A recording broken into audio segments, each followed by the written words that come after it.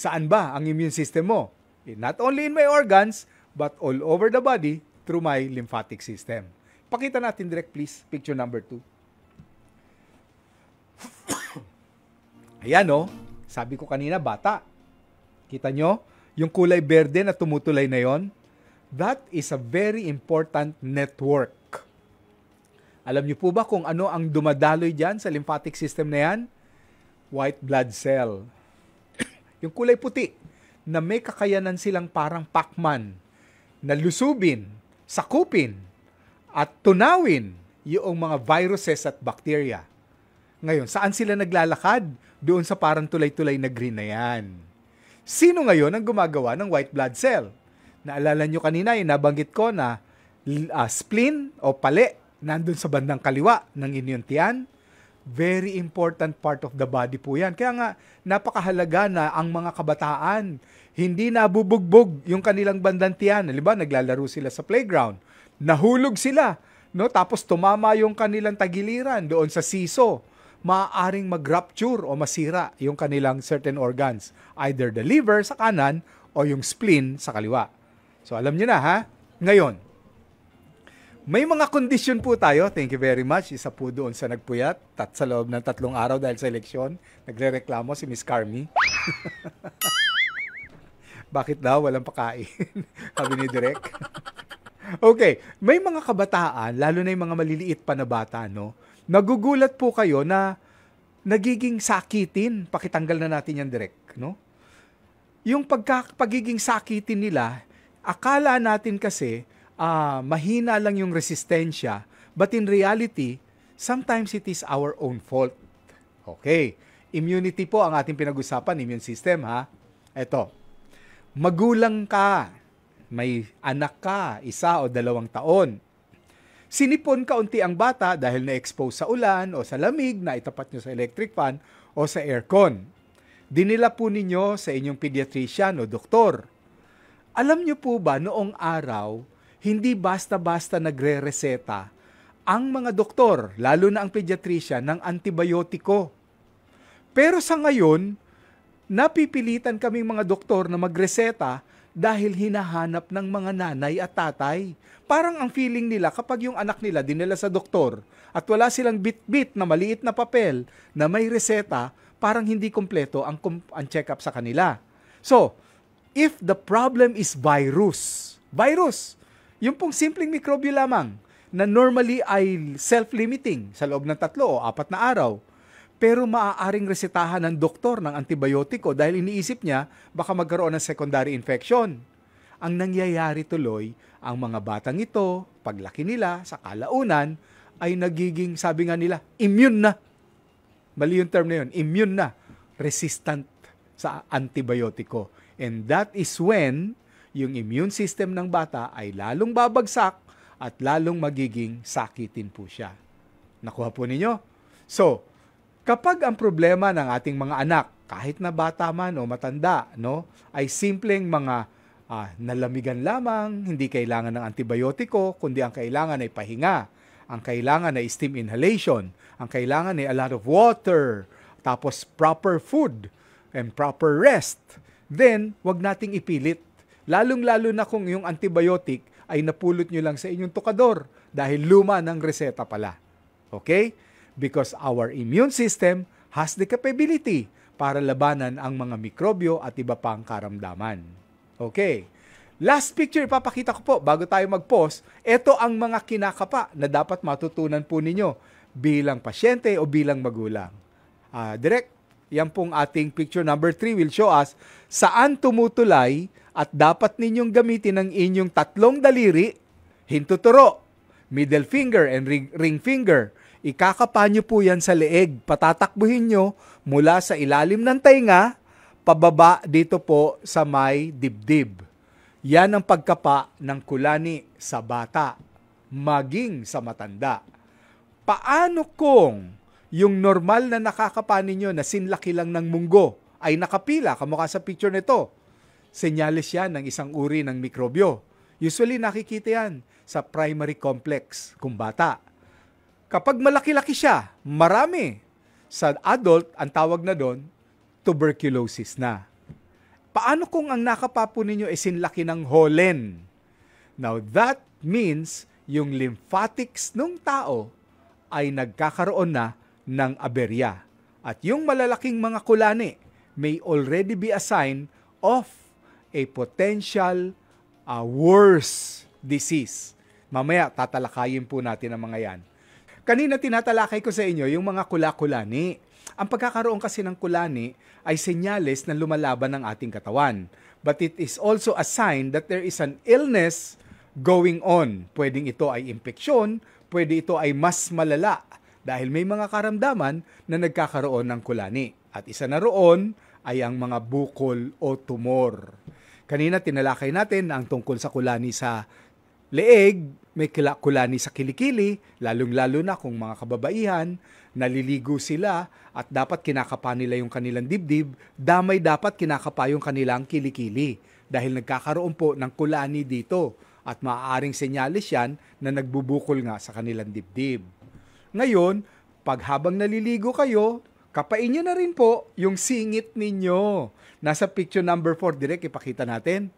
Nagkakaroon din ng kulani yan. Alam nyo kung sino madalas? Yung nagkakaroon ng mga sugat-sugat sa paa. Alam nyo kung sino ang madalas nagkakaroon ng mga sugat-sugat sa paa? Yung mga matataas ang blood sugar. Yung mga diabetiko. Dahil hindi naghihilom kaagad ang mga sugat nila. Lalong-lalo na kung sabi na-marder dahil nagpa-pedicure. Pwedeng magkaroon sila ng kulani sa singit. Okay. Pero hindi lamang yon. Sabi ko nga, bukod sa impeksyon, paano kung may tumutubong bukol o tumor? Pwede ring makita po yan kapag may mga bukol naman. Halimbawa sa babae, sa kanyang matris, sa kanyang cervix. Paano kung lalaki? May bukol din sa kanyang prostata o kaya sa kanyang testis. So yung pagkukapa ng ating mga kulani ay napakahalaga. Kung titingnan natin sa microscope, patanggal na po natin yan direct, ano ang itsura ng kulani? No? Talaga, ito ba ay parang kamukha nung nakikita natin sa chicharong bulaklak? Kumakain kayo ng chicharong bulaklak? Tapos nakikita nyo yung chicharong bituka, may mga bilog-bilog. Tapos ginunguya nyo, na? Tapos ang lutong-lutong, no? Kulani yon. Ew! Talaga, yung mga baboy, ay syempre nakakakain sila ng hindi malilinis, nagkakaroon sila ng infection sa bituka, hindi naman nila masabi sa inyo na, ouchie!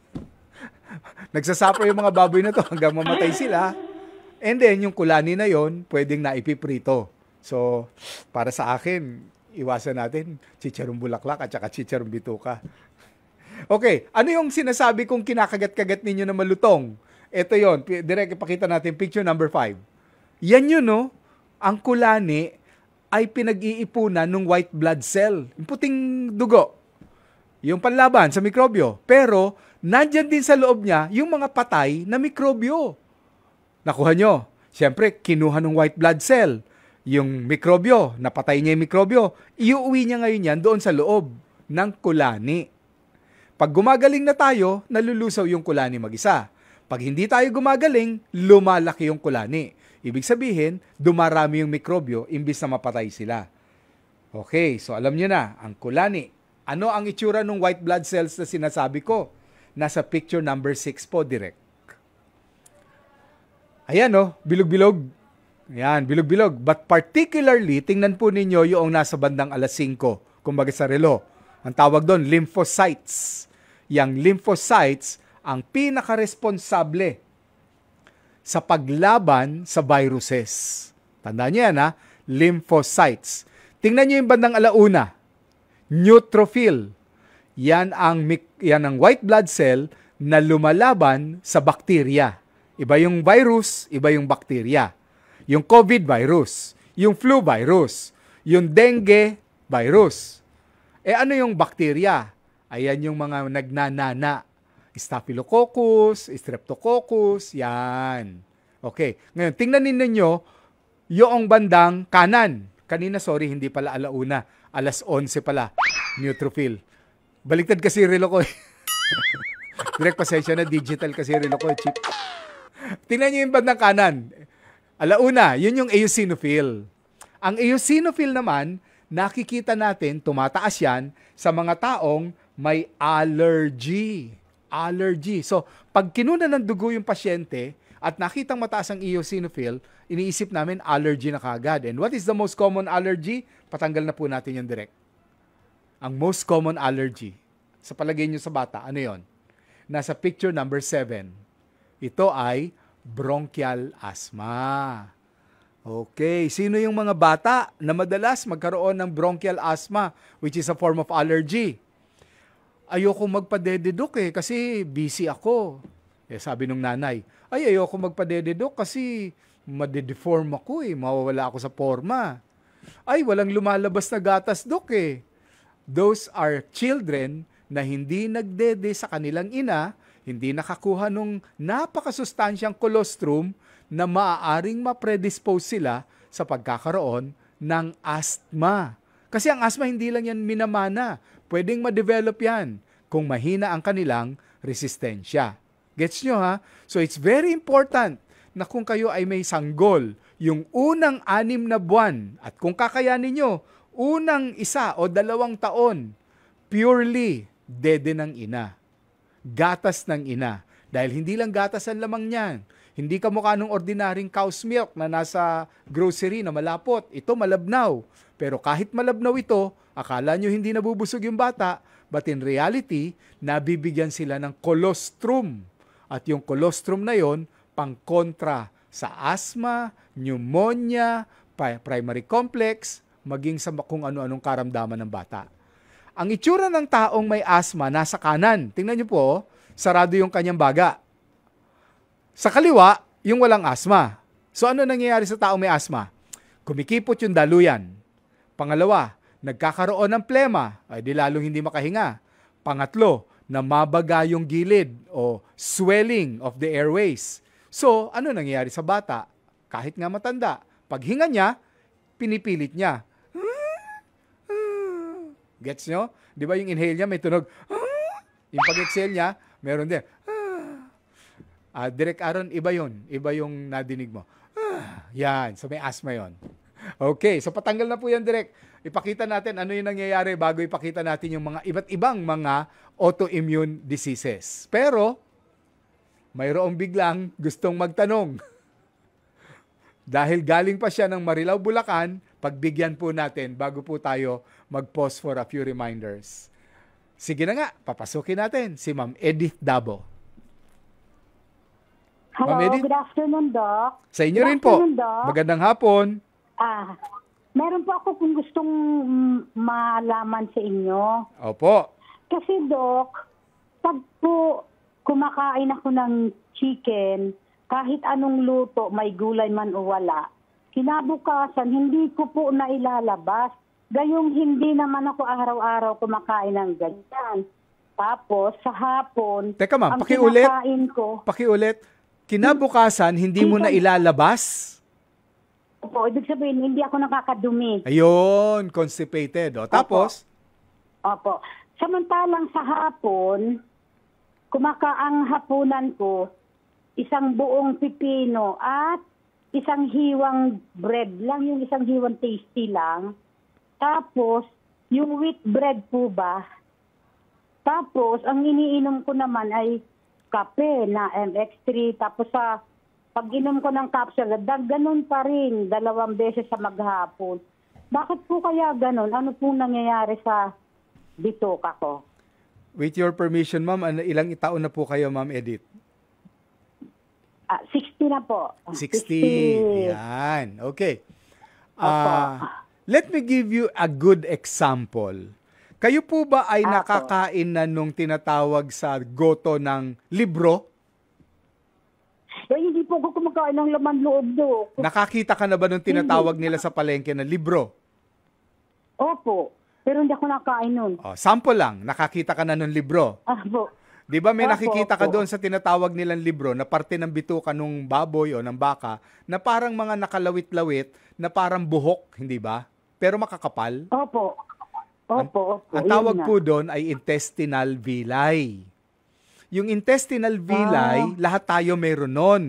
Importante yon sa absorption o pang-absorb ng ating kinakain. Pero kapag umiidad na tayo at nag-senior na tayo, yung libro, Mhm. yung parang buhok-buhok o parang yung sa brush ay Opo. nababawasan. Yung iba nga ay nakakalbo. So, hindi na natin na-absorb at Ah, nadadigest karamihan ng ating kinakain. Kaya kahit nanginuya na okay. natin, dapat natutunaw siya, nadadigest siya. Pero pagdating sa ating bituka, yung libro natin ay parang bungi-bungi na, hindi na niya ngayon madigest Aha. ng tama, nagkukumpulan tuloy, lalo na kung mga karne, na isa sa dahilan para hindi Hmm. maitulak palabas ng ating bituka. Yun yung constipation. Kaya dapat, Ma'am Ganun pala Edith, yun. habang nag-iedad Opo. tayo, pabawas ng pabawas ang kain ng ating karne, padami ng padami yung kain ng ating gulay. Sa totoo lang, Dok, hindi naman ako araw-araw kumakain na. Kaya lang, alimbawa, ngayon kumain ako. Kinabukasan, hindi ko talaga na ilalabas. Kasi nga Tapos po, kahit, hindi ninyo natutunaw o nadadigest na ng tama. Dahil nangyari yan, ah, ngayong kayo ay nag-iedad na. Natatandaan mo ba nung ikaw ay teenager pa? opo, Ay siguro kahit siyempre, na hollow block, pag ninuya mo, kaya mong tunawin, di ba? opo, Oh, matakaw kita ka mo. sa bayabas mo, lalo yung manibalang. O kahit Hindi ko na, bayabas, kahit mangga na may Oo. balat. Di ba? Hmm, Nilulunok natin yan opo. kasi maganda yung ating digestive process. Pero ngayon na nag-iedad na tayo, Ah, humihina na. ibig sabihin, Dok, hindi na ako dapat kumain ng ganon? Kaunti na Any lamang. kind of, Sahog-sahog na ah, lamang. Ang marami ay gulay, mga talbos-talbos. Kasama nung sahog-sahog na yun. lamang. Mahilig ako dun, Dok, sa insaladang talbos, insaladang yung radish ba tawag doon? Mahilig ako doon. Very Yun lang ang good. pinoproblema ko. Kaya lang, Dok, paano naman ako? Mamimiss ko na yung lalo sa fried chicken. O, mamimiss ko na yun. Ganun talaga. Ganun talaga. Siyempre, konti-konti na Oo lang. nga eh. Alam mo, wag kang mag-alala. Darating ang panahon. Sisinghutin mo na lang yung mga yon. Hindi mo na pwedeng isubo. Grabe. Ganon. Makikiamoy ka na lang. Kawawa naman ako, Dok. Lahat sila kumakain, ako hindi. Hindi ba yun ang nangyayari? Either ang unang malagas ay yung vilay o yung ngipin natin. Ako, yun ang malaking ano ko, Dok. Kompleto pa ako sa ngipin. Wow, congratulations, Ma'am Edith. Opo. Padalan mo naman kami ng picture ng nakangiti ka at makita yung iyong ngipin. Okay, so thank you very much, Ma'am Edith, for Thank calling you us. too. Thank you and God bless. Paumanhin po, dinadaan natin sa biro para maging masaya ang caller natin at hindi siya mag-alala. But that is a serious answer, no? As we grow older, ang digestion natin become lesser. So we have to be more careful sa ating kinakain. Ngayon, papunta na tayo dun sa talakayan natin tungkol sa asthma. Bago tayo magpunta doon sa mga autoimmune diseases, ha?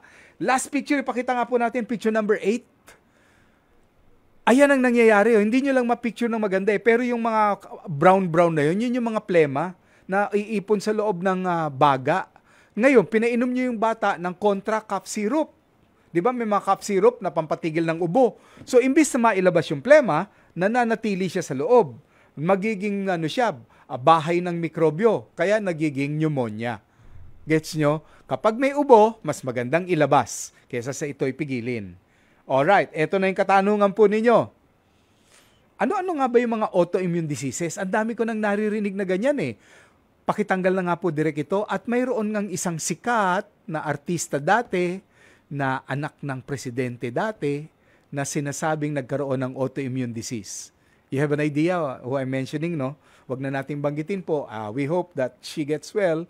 Pero isa sa sinasabi niya sa kanyang social media, isang katutak daw ang naging autoimmune disease niya.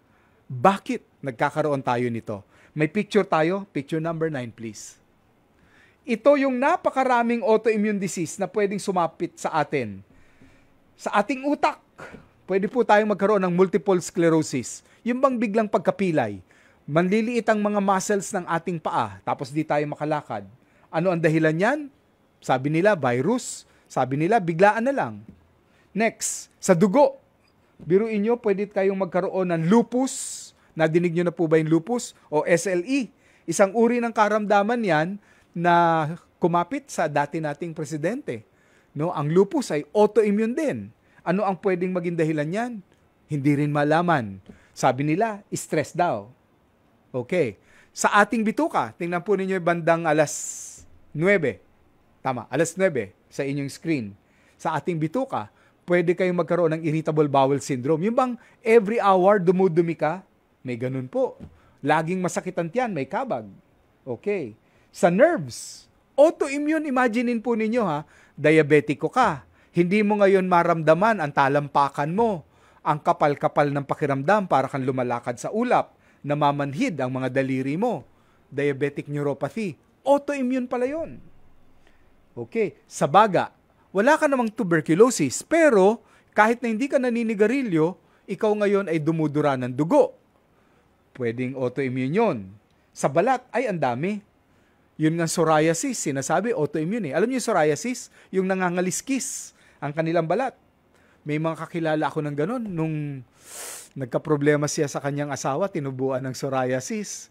Nangaliskis yung balat. Naku, kawawa naman. Kaganda pa namang ali. Ayan, sa muscles, sa buto, at sa thyroid. So, ang dami, no? Even the thyroid gland, no? Pagkakaroon ng bosyo, ay pwedeng maging dahil sa autoimmune disease. Kanina, binanggit ko, pakitanggal na direct yan. We are down to our last few slides.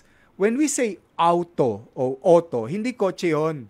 Auto means sarili. Autoimmune disease.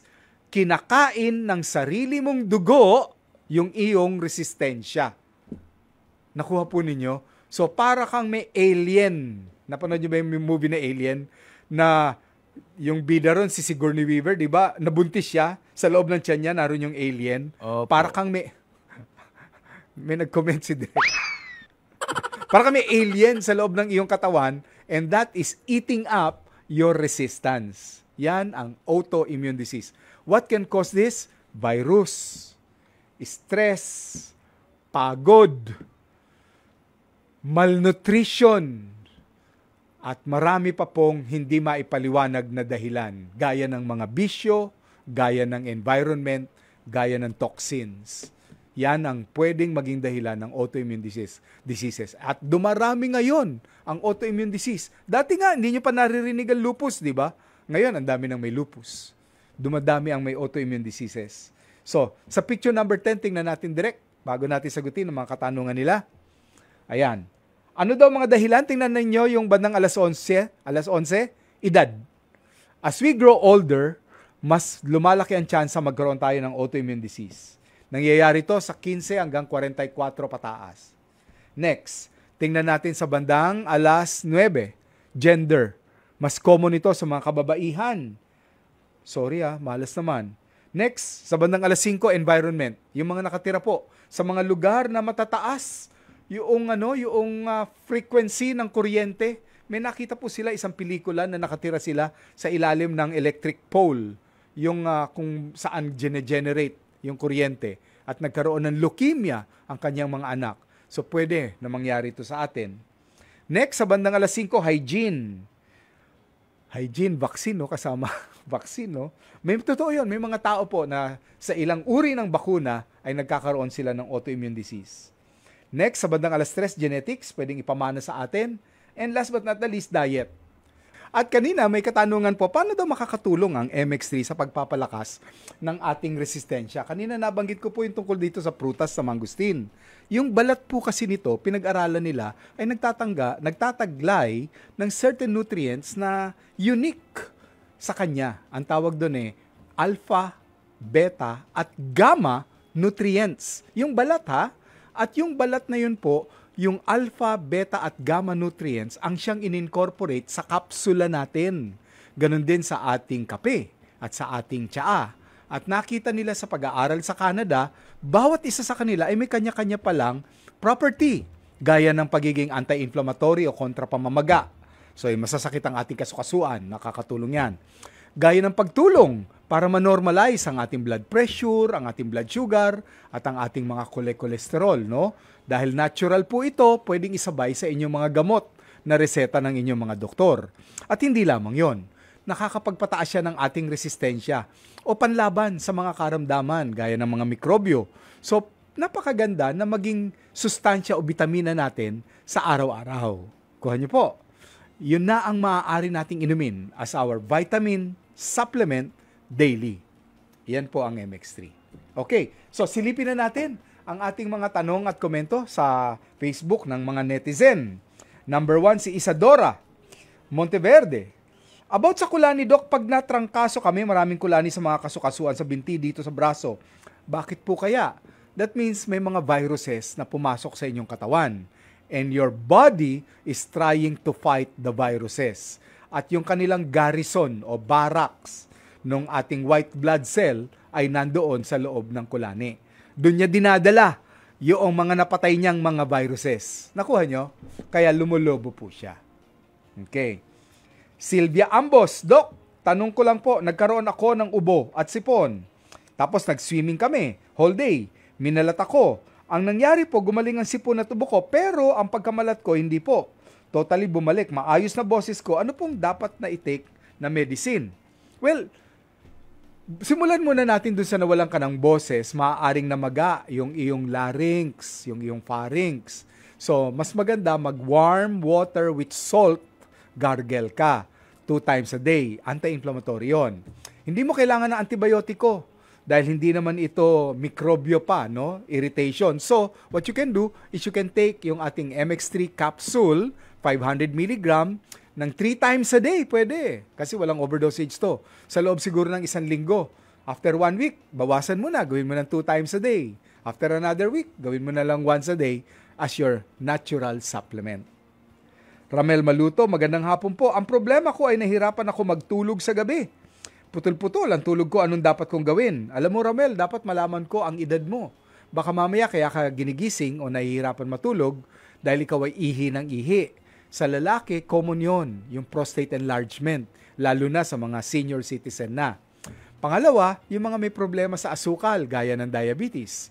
Ganun din, ginigising sila sa gabi kasi irritable yung kanilang pantog. Assuming wala ito sa iyo, baka naman may mga habits ka na nagiging dahilan para ikaw ay mapuyat. Dapat 9:00 pa lang, wala ka ng cellphone sa tabi mo. Patay na yung cellphone. Kahit di ka inaantok, pikit mo na yung mata mo. By 10 o'clock, aantokin ka na. Yan ang dapat. Dapat 10 o'clock, tulog ka na. Rosalina Dalangin, Doc, mahina po ba ang immune system ko kasi hindi na gumagaling yung sakit ko sa balat. Maintenance ko na ang cetirizine. Oy, I understand, no? That means mahina talaga nga yung resistensya ng iyong balat, no? Dapat hindi lamang sa derma ka magpakita, no? Magpapatingin ka na rin sa isang allergologist. Ito ay espesyalista sa mga allergy at tetestingin niya saan ka mahina. Okay? Kasi yung matagal na pag-inom ng mga anti-allergy gaya ng cetirizine ay hindi rin maganda. Paulo Miguel, totoo ba na dapat huwag masyadong malinis para hindi mabilis magkasakit?